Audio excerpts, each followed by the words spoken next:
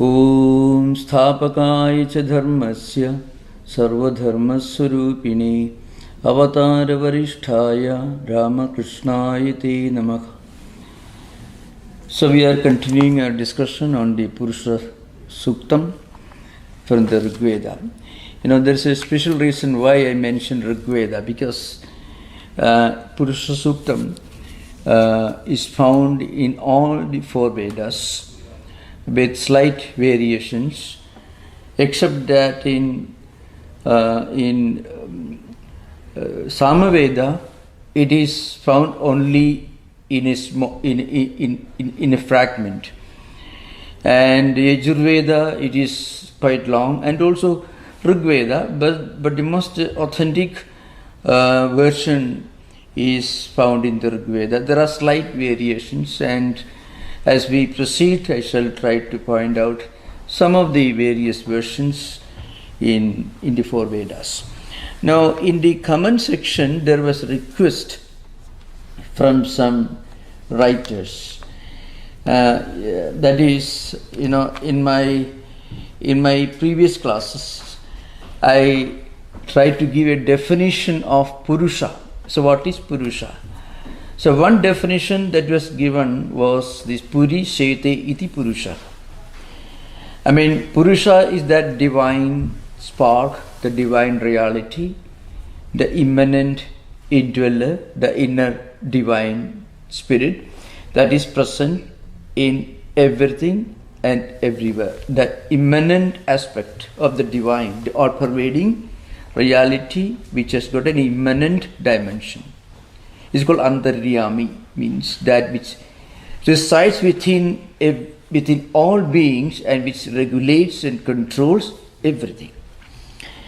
So the definition that I gave was Puri Shete iti Purusha. Purusha is that divine spark which resides within our body, and for that very reason it means it is distinct from the body, different from the body, Shariri Indriya Vediriktam, Atma in the Upanishad and the Shankaracharya's commentary.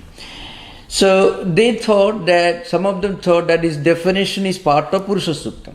No, it is only definition taken from other words where the word Purusha is defined in so many different ways.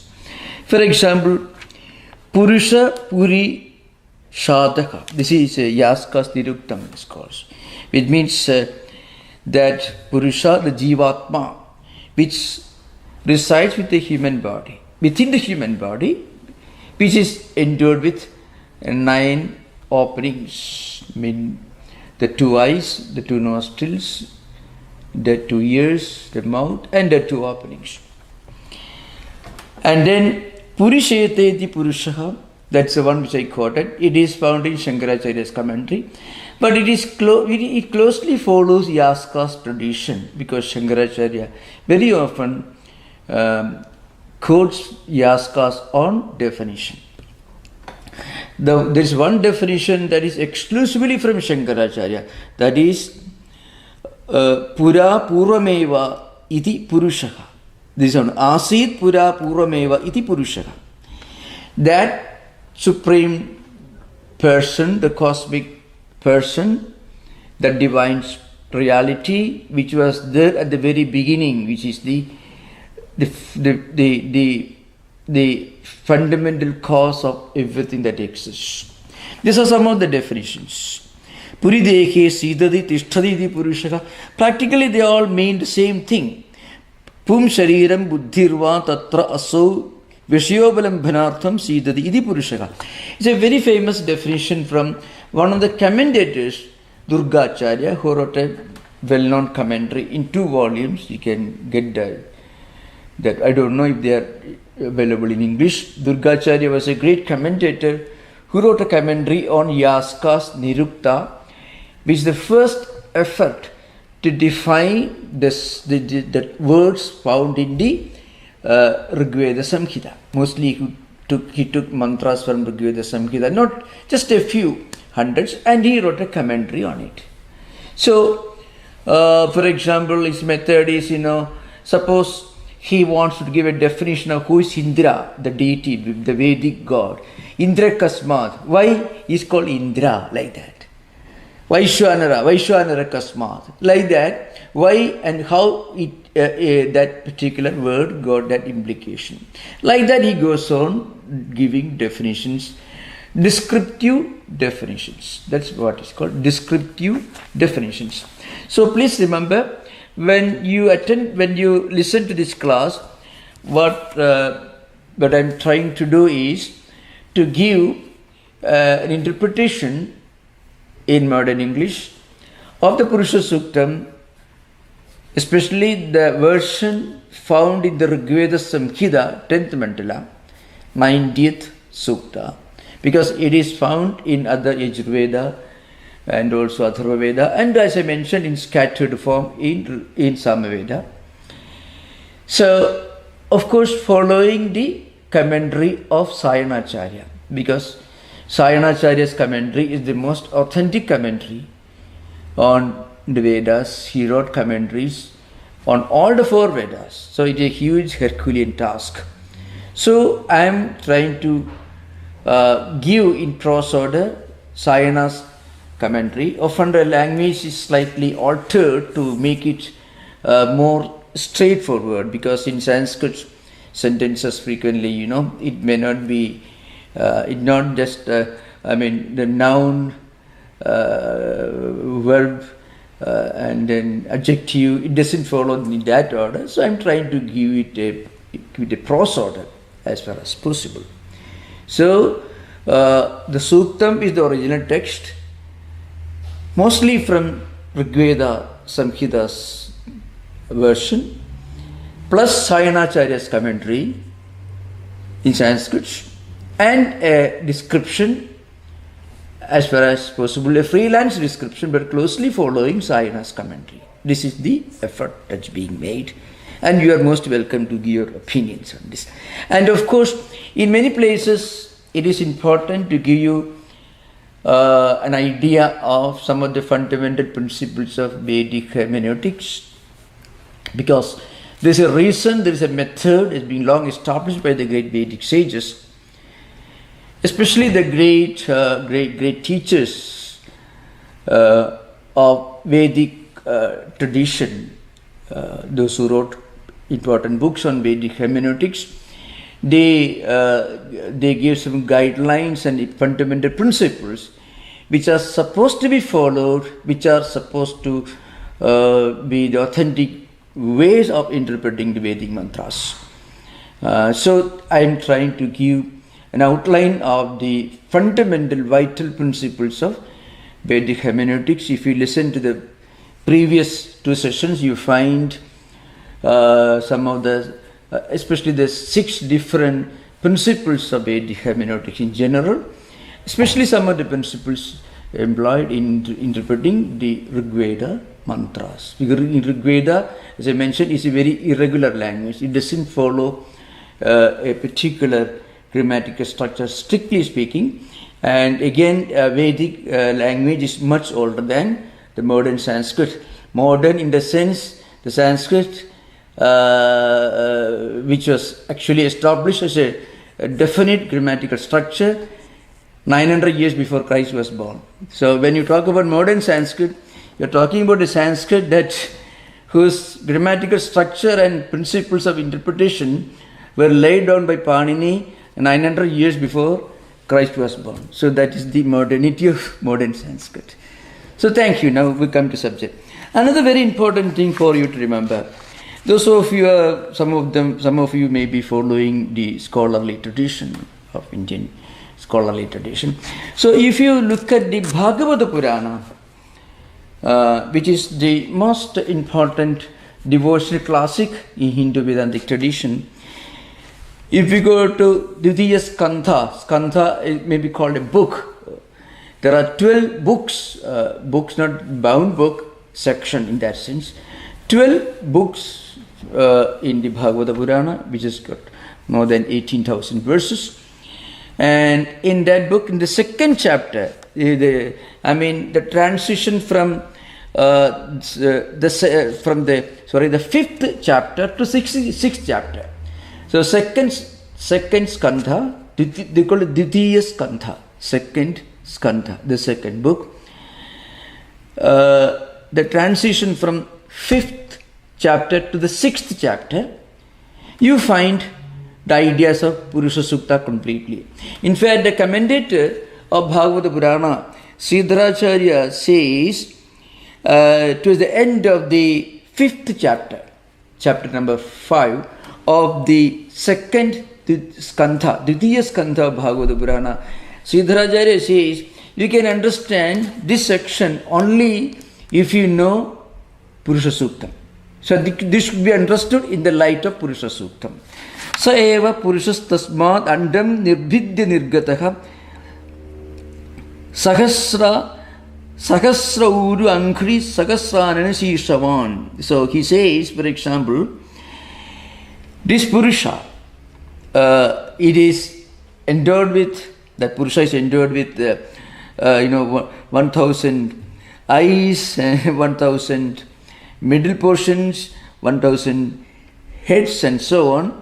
1000 here means infinite, all-pervading, the all-pervading nature, the all omnipresent nature of the cosmic reality, which is the physical form of the all-pervading divine spirit, which is actually impersonal, attributeless, non-empirical, transcendental. But if we can have a physical aspect, it is this Purusha. So he says, Sakasra Sisha idi ardharchasya brahmanosya mukhamasid. Brahmanosya mukhamasid is a mantra from Purusha Suktam, which is a description of the creation of humanity and the division of the entire humanity into different categories based on the characteristics, not birth, but characteristics. So you can find Purusha Sukta is the first, gives the first reference to the four human temperaments, exemplified Brahmana, Kshatriya, Vaishya, Shudra, not caste, but rather four types of human temperaments. Those who are highly evolved in spiritual life, who are of a contemplative nature, who are mostly philosophers, contemplatives, those who spend their time in meditation, in teaching, who are always immersed in higher spiritual ideas, they call Brahmanas. Then Kshatriyas, who are active, dynamic, who are involved in a lot of physical activities, which later came to be known as the warrior class.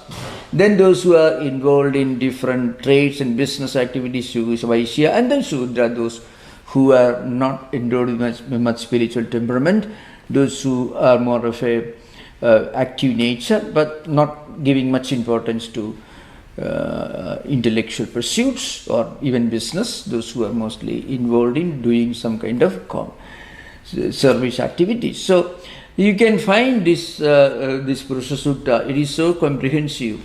At the beginning, it describes the absolute reality as a cosmic person, as a transcendental dimension. Purusa evedam sarvam, yat kinja jagat, all you can find there. Idam sarvam Purusha eva. All that you find in this universe is only that Purusha only. And then it gives a very wonderful allegorical description of creation. Creation itself is a yajna. It is a sacred ritual. The creation is equated to a great Vedic sacrifice. Not sacrificing, not like you find in the Abrahamic tradition. Abraham was willing to sacrifice his own son. Finally, he ended up sacrificing a goat or something like that. Not that kind of sacrifice, but rather sacrifice through contemplation, sacrificing oneself, one's own comforts, one's own existence for creating this universe. That means the cosmic person, the divine reality, manifests himself as this empirical, all-pervading, tangible universe. So it's called yajna. Yajnana yajnam ajanta deva. You find you can later. We will discuss that maybe after 1 or 2 more sessions. So first, the description of the absolute reality, all-pervading, transcendental and immanent. It is Paramatma Sarupa Eva. Sayanacharya says it's only the all-pervading Brahman or Atman, Paramatma. Then the description of creation as a yajna, and then how from this all-pervading cosmic person, people of different temperaments, those who are of a contemplative nature, spiritually endowed, and those who are more of an active nature, those who are involved in different activities, how people of different temperaments came into existence, how they were born from all this. So you can find a very beautiful allegorical construction. So Sayanacharya says, Sakasrashisha idi ardharchasya brahmanosya mukhamasi ityadescha riktrayasya arthaka purvadhyaya eva darshitaka. So Sayanacharya is trying to explain the connection between the 5th chapter and the 6th chapter, 5th and 6th chapters of the 2nd skandha, called Ditiya Skandha, or 2nd book of Bhagavata Purana. So you can find, if you read that, you may get a monotheistic interpretation of Purusha Sukta you will get. Now we will come to the Suktam proper. So, as we already finished the first mantra, Sahasra Sesha Purusha, Sahasraksha Sahasrapat, Sabhumim Vishwado Vrittva Atyadishthat Dashangulam. This is what we discussed. Of course, you find here, for example, Shukla Yajurveda gives Sabhumim Vishwatas Prutva. You find. So, Vishwado Vrittva, in the Vedic version, Vishwadas Prutva means having touched, having pervaded, having enveloped, all these meanings can be there. So this is the first mantra, already finished. If you are got any doubt, you are most welcome to ask during interaction. Then we also discussed the second mantra. Purusha evedam sarvam yad bhudam yaccha bhavyam. Idam sarvam Purusha eva. Whatever you see around you, with your eyes you see, with eyes and mind together cooperate when you see something and you come to know different visual objects. So also when the mind and ears come together, you come to know many things by hearing. So also all the other senses of perception, the sense of touch, sense of smell, sense of taste, all these cooperate with mind and you perceive, you comprehend different things. Okay, all these Purusha only.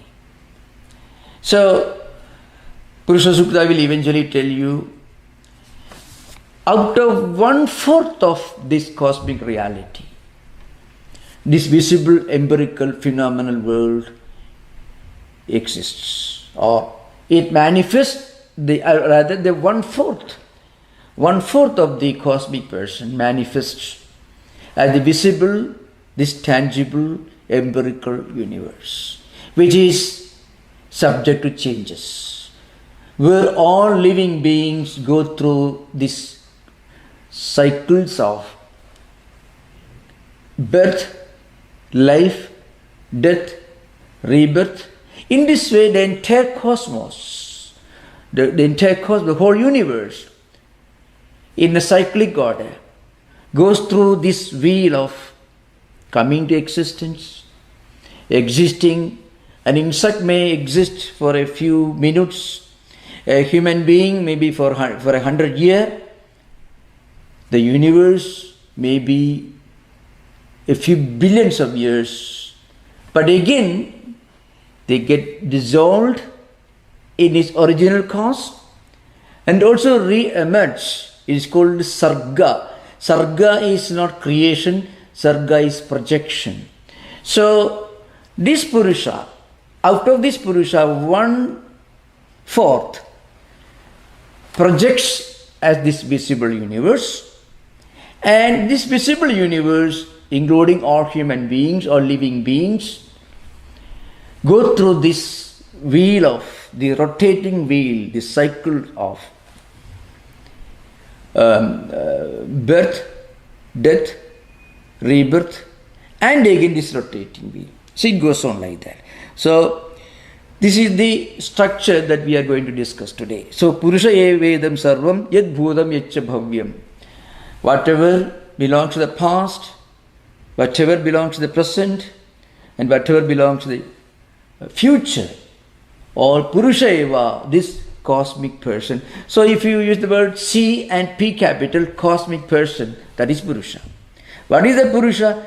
Purusha is only the entire cosmos, whatever you experience. And also that part of the reality which is beyond your empirical experience. What is within the sphere of your empirical experience is 1/4.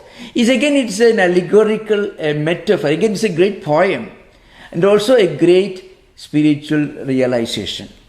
It's a great spiritual realization and also a great poem. Actually, every great poem has got some kind of a spiritual realization behind it. If the poem is worth reading, I used to repeat again and again. Suppose you go to the market and buy a huge bundle of paper and a lot of wonderful pens, and you are very healthy and strong, and decide, I am going to write poetry for the next 1 week. You work very hard, you are very muscular, very strong, you go and write. It's a carpenter making, no offense, please carpenters, a chair or a table, you may polish and make a wonderful table or chair. But you cannot write a great poetry like that. It should come to you unasked, uninvited. The poetry should catch you by the throat and make you write. That's how a great poet is born and a great poem is born. So, that's why it's a poetry. This Purusha Suktam is a grand example of the sublime form of poetry. The whole cosmic existence, the mystery of creation, and the mystery of the highest transcendental reality are described in the language of a mystic poem. So, Purusha evedam sarvam yaccha bhudam yaccha bhavyam. Whatever belongs to the past, and whatever belongs to the future, and whatever is there before you, Purusha eva, all this, the cosmic person only. And udamrudattasya ishanaka yat annena tirokati. So coming to the bhashya, yat sarvam vartamanam jagat sarvam Purusha eva sarvam paramatma rupa eva. This is Sayana. Sayana was a great follower of Shankaracharya.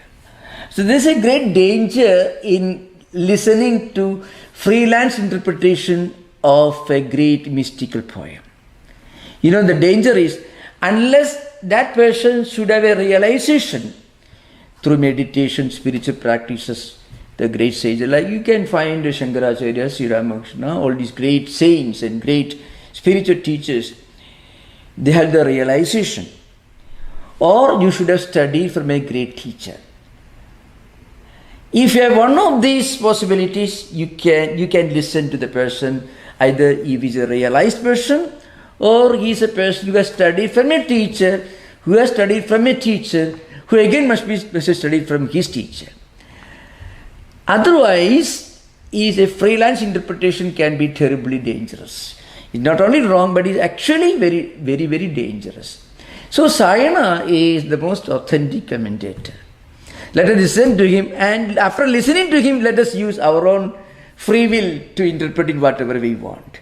So Sayanacharya says, Sarvam Purusha eva Paramatma Rupa eva. It is Atman, Paramatman, Brahman. That's what he says. Yad Bhudam Yaccha Bhavyam Atidam Jagat Bhavishyat Jagat Cha Purusha eva. It is very simple. Whatever belongs to the past, whatever belongs to the future, is only Purusha. By implication, it also means, called Upalakshana Nyaya. By implication means whatever belongs to the present also is Purusha. Again, Uta Amrutattasya Ishanaha. And not only that, That Purusha is the master of Amritattvam, of immortality. Once you realize your own identity with that Purusha, not the Purusha of Sankhya philosophy, but Purusha of Purusha Suktam, is Paramatma Rupa, means the all-pervading divine spark, Brahman. Once you realize this identity, your own identity with Brahman, then what happens? You also become immortal. So, apicha amaranattvasya, amaranam means deathlessness. State amaranatvam means deathlessness. So, once you realize, you also attain your own deathlessness.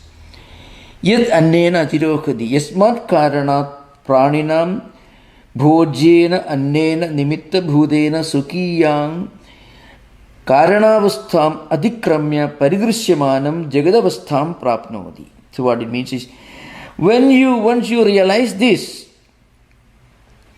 you identify your own true nature with your own true nature.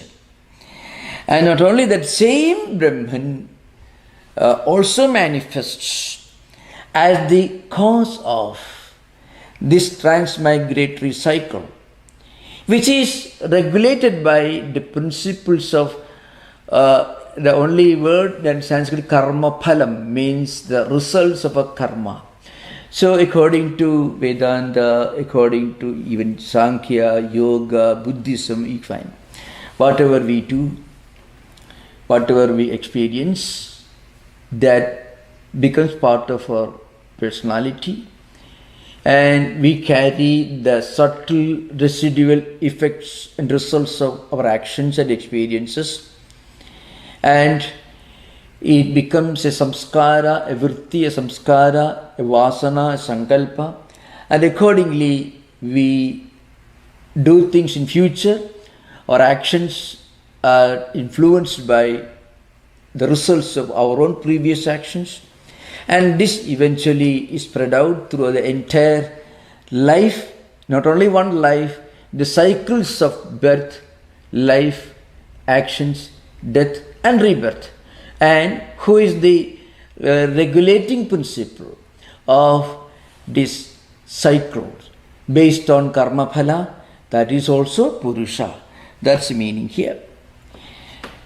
Now third mantra, etavan asya mahima adojayascha purushakam padosi vishwabhudani tribadasya amritam divi. Now the prosody is Atida anagada vartamana rupam jagadya asti. So what it means etavan. Of course, the same word in Samaveda becomes tavanasya. So you can find an example of different versions. Etavan asya. Okay. Now this visible universe, whatever you experience, this is the mahima, the manifestation, the glory of Purusha. So the entire universe, life, all that you find around is now considered to be the manifestation of the glory of Purusha. Now, the one important principle to understand, So you can find here the Purusha is interpreted in so many different ways. The same Purusha is called the Paramatma Swarupa Eva, as Rasayanacharya says. The same Purusha is also called the regulating principle behind these cosmic cycles of birth, life, death and rebirth.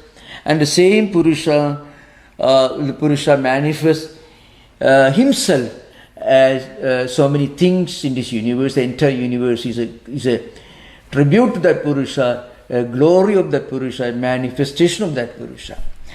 So here we have to remember, this is in the Vedic hermeneutical classics, Vedic scholars, interpreters, again and again make one important point. This is not the name of an event or an entity or an object. This is actually a spiritual, a mystical experience.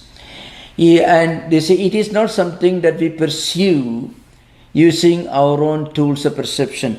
So the famous statement that Shankaracharya makes in this context is Pratyakshadi pramana anulabdhena hi vishaye sudehi pramanam na. So Pratyakshadi pramana anulabdhe na means hi vishaye sude pramanam, or you can put it other way, Pratyakshadi pramana anulabdhehi vishaye sudehi pramanam na. There is actually a response in one context of the Shankaracharya's commentary. But it means is, whatever you pursue using your tools of perception, for example, eyes, ears, sense of touch, sense of smell, sense of taste. These are the 5 senses of perception. And mind. Whatever you pursue through these pramanas, the tools of epistemology, tools of theory of knowledge, for that you don't have to turn to a book, scripture, Vedas or anything. What cannot be perceived empirically using your eyes or ears, whatever you cannot perceive at the sensory level, to understand that only you turn to these great mystical books called Srutis or Vedas or Upanishads. It's a fundamental principle, remember. So when we read this great poetical classic, Purusha Suktam, we should remember this is the realization of great sages in their own meditative experiences. This is an important thing to remember. Of course, Sayanacharya, the commentator of Vedas, he also makes it very clear. The same point he makes. He says these are important principles we have to keep in mind when we read these books. In fact, it's interestingly, those who have read this Raymond Topanikir's work, his Veda Manjari called Vedic Experience, the great work, as I mentioned, it's not exactly a translation. It is an attempt to catch the spirit of the Vedas through Western poetical, little poetical methods, So you find him translating many of the mantras into his own poetical form in modern English. He was, of course, a teacher. He was a professor in Southern California, perhaps, I think so. So where you find Vedic experience, so he also writes them. He also, in his introduction or elsewhere, he makes a point. He doesn't refer to Sayana, but what I'm going to tell you right now, quoting Sayana, he also says, in Vedas, you are not getting a statement of a fact that you can verify using your own tools of epistemology, your own tools of knowledge. It is an experience, a mystical, transcendental experience of the great sages that you are finding when you read the Vedas. So you can find an attempt to catch the spirit of these great sages. So Sayanacharya says, Pratyakshena anumityava yastu upayo na buddhyade enam vidanti vedena tasmat vedasya vedada. Into any Vedic conference, any Vedic discussion worth the name, you can find all scholars quote this again and again. That is, Pratyakshena anumityava yastu upayo na buddhyade. So whatever you cannot perceive or understand using your tools of direct perception or inference or other pramanas, other tools of knowledge, whatever you cannot perceive or comprehend, whatever you can never perceive or comprehend, using your own tools, the well-known tools of epistemology, either direct perception or inference, pratyakshena anumityava yastu upayo na buddhyate. If you cannot realize this or understand this using these tools, yenam vidanti vedena. That is what Vedas are trying to teach you.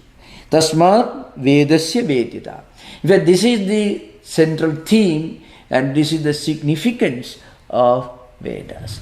The Vedas are trying to capture the mystical truth in the language of poetry.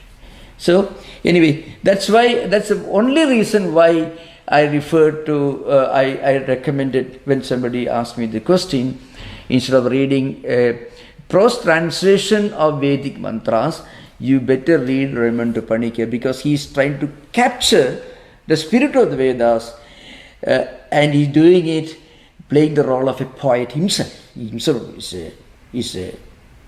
you can find a lot of mysticism when he tries to put in modern English words the great spiritual ideas that he found in the Vedas. That's why it comes closer to the real experience you find in the Vedas than many of the prose translations, which can frequently be very misleading. Otherwise, 1,000-headed cosmic man is sitting in the sky. It'd be absolutely misleading. But read Raymond Panikya, you can get a little bit of that, the feeling of the great sages. So, okay, that's why I refer to Mantra Manchari or Vedic experience of Raymond Panikya. So, Edavanasya Mahima, as I mentioned, Samaveda has got Tavanasya Mahima. Etavanasya Mahima, like this goes, Adojyayagimscha Purusha Padosya Vishwa Bhutani Tribadasya Murdam Divi. This is the popular way of chanting that you find in the Beria, etc. So what it means is, Etavan and all this, Asya Mahima, Purushasya Mahima, that's Sayana. Sayana is all Purusha. It is a manifestation. You may find a translation glory, but glory, of course, true, but it's a manifestation in so many different mysterious ways. So this cosmic reality, it manifests in the form of this empirical universe, and also in the form of the transcendental reality. Tribadu, the Uday Purusha, in the coming next verse you find. So when you see a mighty river, big ocean, a high mountain, or great picture, that also a human being who is trying to, that ability to write a great book, to sing a beautiful song, write great poetry, or also the mountains and oceans. All these are nothing but the manifestation of the divine spark. As I mentioned earlier, when the human skills reach a higher level where it crosses the boundary of the empirical, there is a boundary between the empirical and the transcendental. So if a poet or an artist, a novelist, or even a scientist, sometimes you find Oppenheimer remembering the verse from the Gita when this explosion took place, you can see. So the spirit of Gita is catching him. That's why he remembered that. Otherwise, any scientist would have remembered maybe some formula or something. But his mind beyond that. So in all this, you can find the manifestation of Purusha. That's why Sayanacharya says, Etavan sarvopi asya mahima, Purushasya mahima, samarthya visheshaka, nadu tasya vastava surupam. Samarthya visheshaka means the splendor, the samarthya means the efficiency, let us say, kaushalam, the glory, the manifestation, the diversity of manifestation of the Purusha. Nadu tasya vastava surupam. It's not that. See, a great novelist writing a great novel, a great poem, or a great writing, a great painting is certainly a manifestation of that Purusha. But the painting is not Purusha, that's what he says. So, natu tasya vastava surupam. You cannot say the painting is Atman. You cannot say great classical work is an Atman. So I mentioned, when the human skill crosses the boundary that divides between the empirical and the transcendental and reaches the transcendental, there you find a manifestation of Atman. That's an important thing. So at the empirical level, it may be a good novel, But at transcendental level, it may have a message. And that message may have something to do with spirituality. That's why when you write a really great book, you write a book, or maybe you read a great book, if it's true.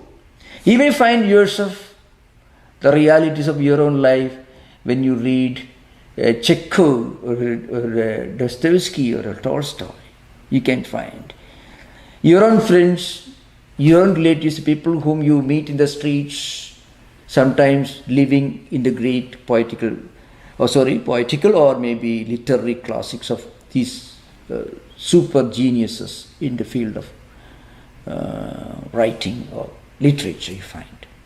That's why when a great writer walks the street, he recruits the ordinary man walking the street, also becomes part of his literary imagination. He doesn't think and imagine, let me try to put it then that would, no, you won't consider such a book worth spending money and buying and reading. It will be terribly boring. But when the spirit of Atman takes the form of a literary genius, and if he walks in the streets, he will recruit characters from the streets, from the markets, from everywhere. And so they become alive when you read, and you are able to connect with them. So that's also these Purushas. So that's why Sarvopi Purushasya Mahima, Samarthya Vishesha means a kind of a manifestation of the glory of Purusha, but should not be mistaken that is Purusha itself. No. That's why Natu Tasya Vastava Surupam. It's not its original, it's not the full form. It's only a manifestation. Purushaha ata jyayancha. So Mahimnobi adisayena adhikascha. So the Purusha has got another higher dimension. A dimension that goes beyond the empirical. And the poet will tell you that transcendental dimension is 3/4 and the empirical dimension only 1/4. Again, should not be taken mathematical in terms of mathematical accuracy. It is again a metaphor, it is again a great allegory.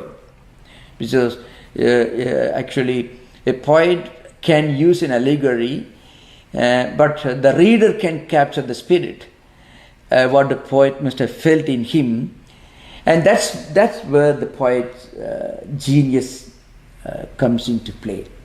So etavan asya mahima.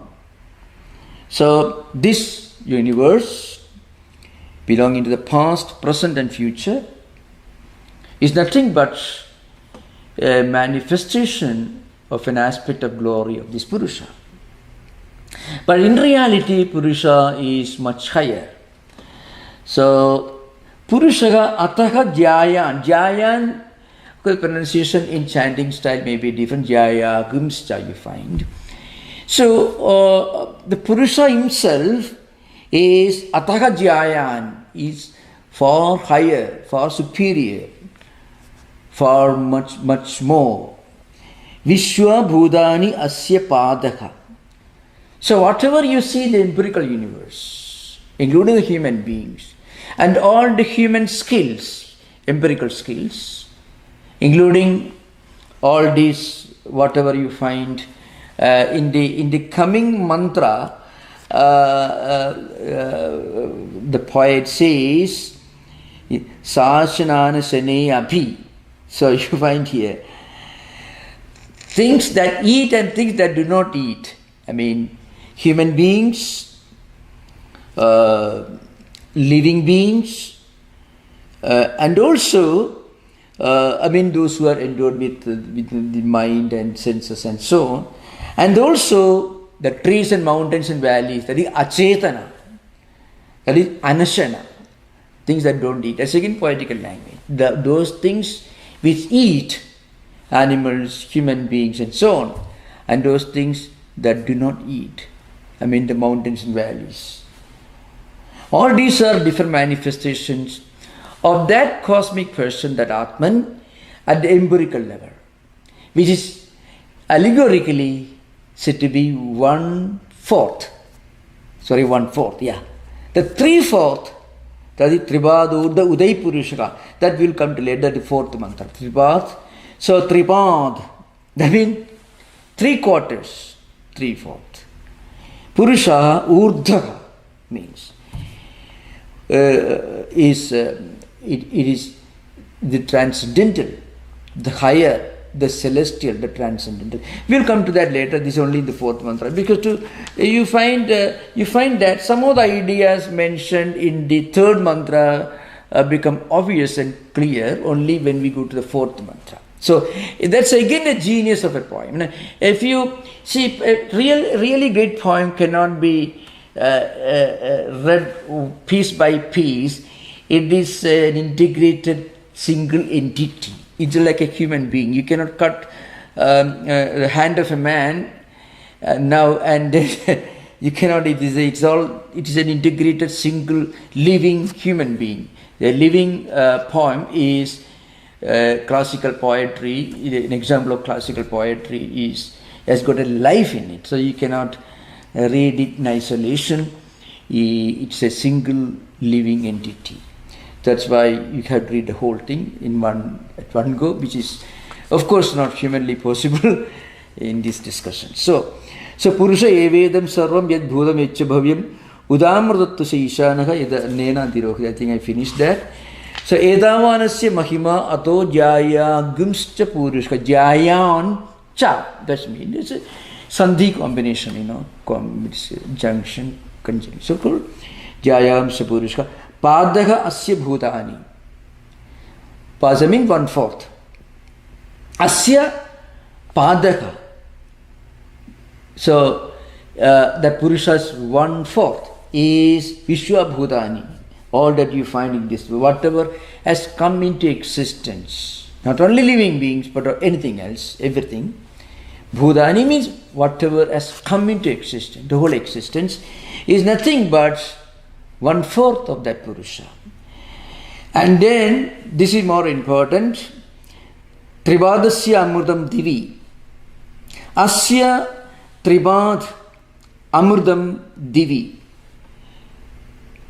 Sometimes in this prosoda you have to add Tishtati, existing like that. So, of this Purusha, 3/4 is at the transcendental level, at the celestial level, higher level. Means it is beyond time, space and causation. It is the transcendental dimension. So the same transcendental dimension actually manifests at the empirical. So our own human personality can be called a micro dimension of this Purusha. So whatever you find in this universe is nothing but a micro dimension of that Purusha. That's why it is said that 3/4 of that Purusha is Amurdam. It is the eternal. It is the transcendental. Mahato Mahiyan. So you find Anoraniyan Mahato Mahiyan Atmas Jindoha Nihidam Gugayam Tamakradu Pasyadishi Vidashoka Dhadu Prasadat Mahimanam Atmanaha. So that Atman word using Kathopanishad mantra, that is Purusha here. So that Purusha exists in all these empirical beings as Anohu, Aniyan, Mahato Mahiyan, as the smallest of the small in the empirical level and the largest of the large at the transcendental level. That's why Vishtrabhyahamidam Krishnam Ekam Sena Sthido Jagad Gita you find Mamai Vamsho Jiva Loge Jiva Bhuta Sanatanaka. You can only mantras you can find in the Gita. The idea is that absolute reality in its transcendental dimension constitutes 3/4, and the same absolute reality in its empirical dimension, in terms of empirical perception or whatever you can see and experience at the empirical level, that is only 1/4. The transcendental dimension is 3/4. So that's the idea behind. Then Tribad Udait Purushaka. So the 3/4 dimension, the transcendental dimension, is higher. Utkarshena Tishtadi, that's the meaning of Udaitat. It exists as the transcendental, higher, more sublime dimension. Asya padaka iha punaha abhavat. The padosya iha abhavat. So padosya iha bhavat punaha tado vishwam vikramad sasanana shani abhi. This is mantras. Frequently we cannot do in the chanting form because we have to study the meaning of the words. So the idea is the 3/4 of this spiritual dimension is sublime, transcendental, and 1/4 the empirical. And then it says, whatever you find in this world, the human beings or animals or anything that eats, innocent that's living, and also things like trees and mountains and valleys, it is anashana, it doesn't eat anything. All these belong to this empirical level. Vishang means Vishang Vikramad. It means it is spreading everywhere, comprehensively in all directions. So, in other words, what it means is this Purusha is existing as the macro and also the micro dimension of existence. So, in its Paramatma Rupa, in its transcendental Advaitic dimension, it is the transcendental reality. The same transcendental reality exists in the form of the empirical dimension. That the point is, this empirical dimension is subject to changes, this universe.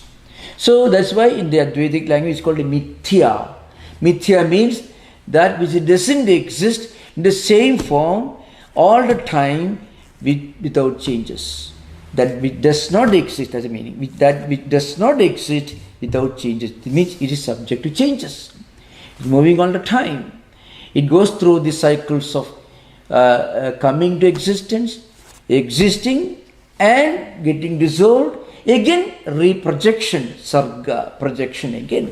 The same reality projects at the empirical, and the same reality also exists all the time as the transcendental.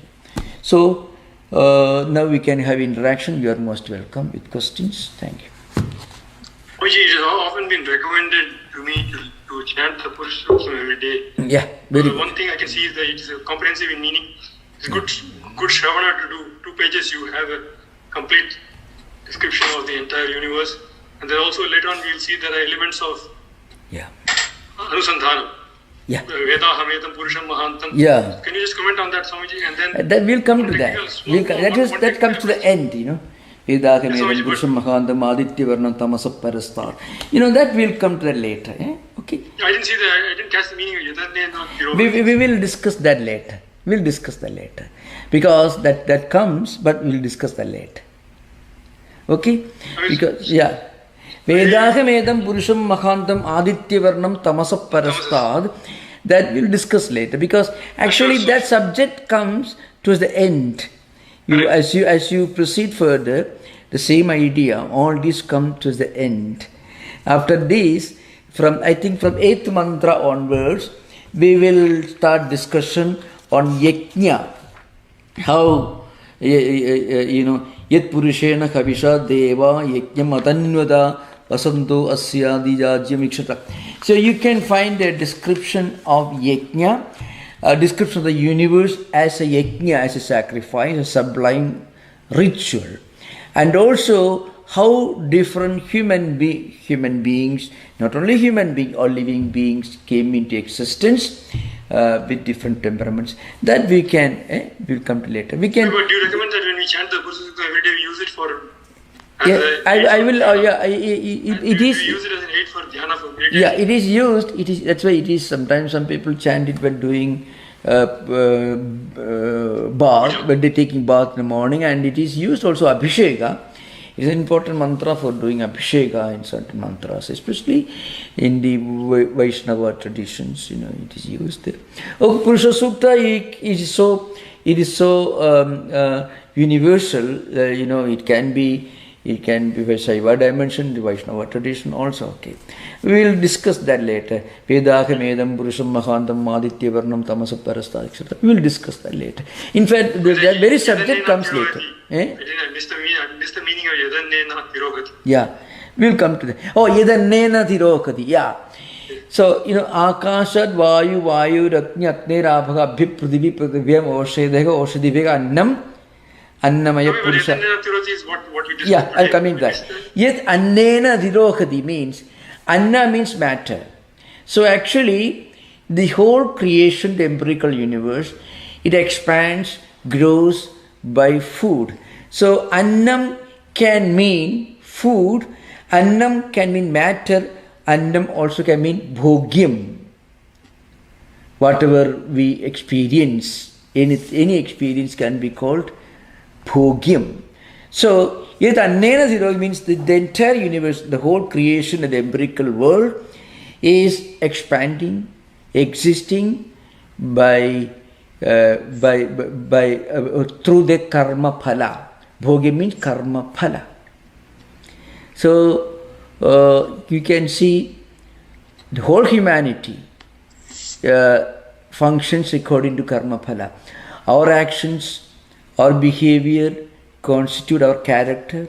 Our character again generates new actions, new experiences, and we go on sowing the seed, then harvesting, again sowing the seed, harvesting.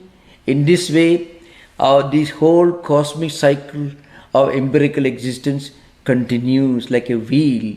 So that is the meaning of bhogyam. The true meaning of Anna here, philosophically speaking, it means bhogyam. Bhogyam means karma phalam.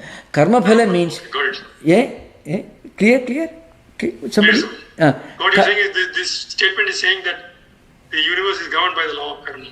Yeah, that's true at the empirical level. Cause and action, cause and effect. Empirical level. But that empirical existence only empirical. It is subject to changes. The moment you realize that it is only empirical, at that moment you cross the boundary. See, I tell you, the moment we realize that this world is, it's only so much. When you realize that, you find that the realization comes at the same moment when you try to get a glimpse of the transcendental. Without getting a glimpse of the transcendental, you will not be able to realize the empirical nature of the empirical world. It's an important thing to remember. Without, see, it's not one after another. It happens simultaneously. This is even in our own life. When suppose you do something and you understand, it was a mistake. The realization that it was a mistake and you're crossing the boundary of that error, it happens simultaneously. It's an important thing. All the terrible villains of the world in history, if you look at it, they never thought they did anything wrong. They never thought they had anything to apologize for. That's why they remain villains throughout their life. Those who realize that they made a mistake, they transcended that level. It's like that, the moment we understand that this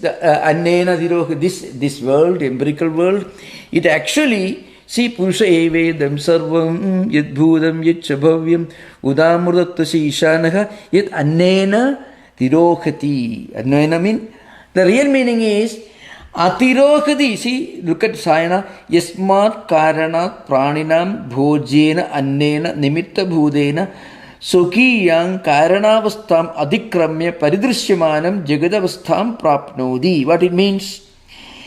In fact, this Purusha is the regulating principle the guiding principle behind this play of people doing different things and they're enjoying or suffering their karma phalas, and again this cyclic life goes on rotating, and so that's the meaning that Purusha is the regulating principle. That's why Annena Atirogadi means Jagadavastham Prapnodi. Because of these actions, people continue existing in this empirical world at the empirical level, because they are creating their own karma phalas, they are enjoying their own karma phalas, and this rotation continues all the time. That's the idea behind. Okay? No. Hello, Swami. Yeah, namaskar. Thank you. Yeah. I have two parts to my question.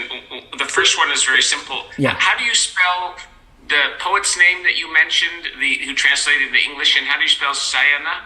Oh, Sayana. S-A-Y-A-N-A. Sayana.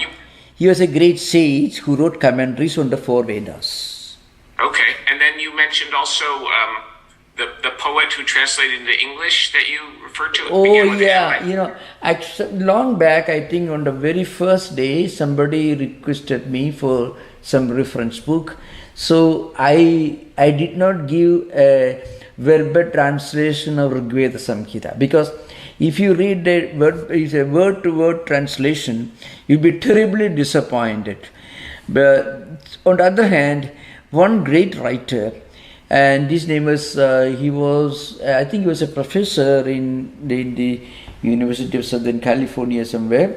He had studied Sanskrit. Most probably he was a partly of Indian lineage, so he must have. I heard he studied Vedas from some traditional teachers. He went to Kerala. He was from Kerala. His father was a Spanish gentleman, Raimondo Paniker. Paniker is a title that belongs. So that's what I heard from a Jesuit Christian priest in India who is himself a scholar.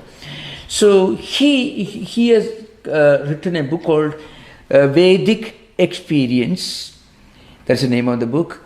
And in that book you find, it is not remember it's a very, compared to the size of the Rigveda Samhita, it's a very, very small book.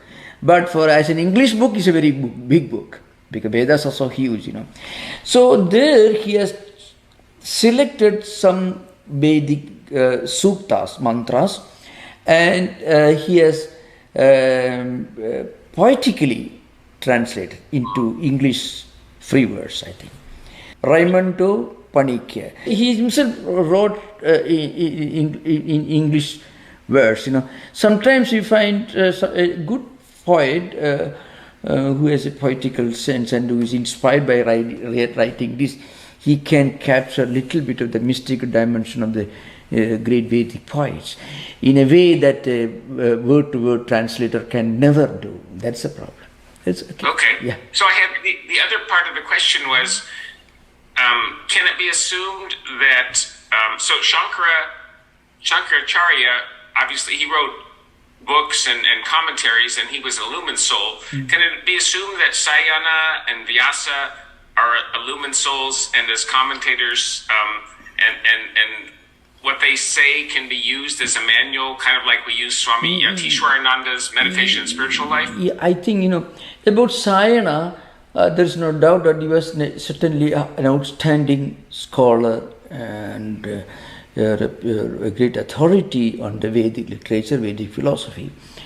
But about of course, he was certainly highly respected sage and saint.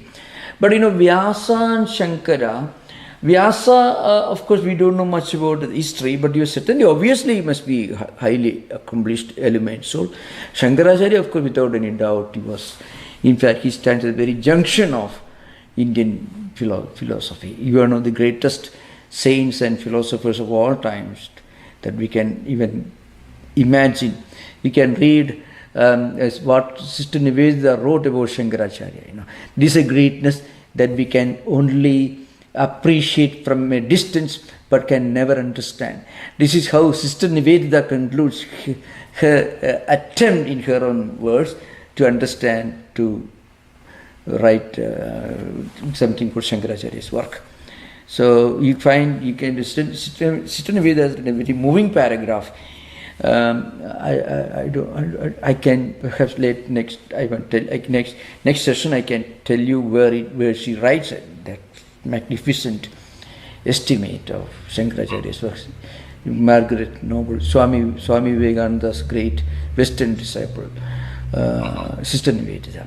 She has written some magnificent paragraphs. 2 or 3 greatest estimates of Shankaracharya, attempt to understand Shankaracharya's contribution. Sister Nivedita, K.M. Munshi, and Dr. Radhakrishnan in his Indian philosophy, I think comes in the second volume of Indian philosophy, where he writes about Shankaracharya. So these are some of the great, marvelous writers. And Sister Nivedita, if you read, you can't help being moved, because she, you have to understand, she was not a great Sanskrit scholar or anything, but she was a great disciple of Swami Vivekananda. So she had developed a spiritual mechanism within her mind that could appreciate and capture the greatness of India's spiritual heritage, in a way that unfortunately many Indians even are not able to understand. So Swami, I did have can you use those writings as, like Shankara, one can use his writings as a manual? These other writers, are they just more interesting, or can they be used I won't dare to equate Raymond Panikar or anyone with Shankaracharya. I can't even imagine, can't even think of it. Because Shankaracharya is an outstanding spiritual teacher, And so Raimundo Panikar comes very close to doing justice to the Vedic mantras through his skill in writing English poetry. So please don't equate Raimundo Panikar. As Raimundo Panikar will never forgive you if you compare him to with Shankaracharya, because he was such a humble person. So he will never forgive you if you do such a terrible thing, because just like comparing you with Jesus Christ, you must be a very wonderful Christian, but I can't compare you are Jesus Christ. I can't do that. You may write a wonderful article on the teachings of Jesus, but I will compare you with. Okay, that's all. Thank you. The reason why I recommended the book is because it is better for English reading public to get a taste of the magnificence of Vedic poetry by reading somebody who could write poetry, trying to put in the ideas he got from Vedas, rather than reading a prose translation, which may or may not, which more likely won't do justice to the poetical aspect of Vedic poetry. That's the reason. Okay. Yeah. Thank you, Swami. Thank you. So you were speaking about how the Purusha Suktam and other Vedic Sukta, they are like poetic descriptions of the experiences of the Rishis. Yeah. And that's a very different concept than some who say that the Vedas are the literal word of God, or that any religious book is the literal word of God. Yeah. To me, it's quite a radical concept that it actually, it's quite a radical difference between the two. Could you speak about that a bit? Yeah. Vedas are called word of God, not in the sense in which certain religious scriptures are called as coming from God, revealed directly word by word, comma by comma, not in that sense. In fact, the most sublime part of Vedic literature called the Upanishads. The Upanishads constitute the philosophical, the spiritual peaks of Vedic literature. And Shankaracharya, who wrote commentary, the most authentic commentaries, the first commentary on Upanishads, He says, even the Upanishads themselves are secondary. The experience of what the Upanishads teach is the primary source of spiritual enlightenment. So this is the view. In fact, in our own tradition, in the Mundaka Upanishad, if you take the beginning of Mundaka Upanishad mantras, you find a well-known local person goes to a great sage and he asks the question, please teach me. And in answer to this, the sage tells him, there are two types of knowledge, the primary and the secondary. The secondary knowledge includes all the Vedas, all the books, the Bibles, everything. The primary knowledge is the experience that you should reach, you should obtain by practicing the spiritual disciplines mentioned in those books. So, Devi Devedi Devi, Tatra Paracha Paracha.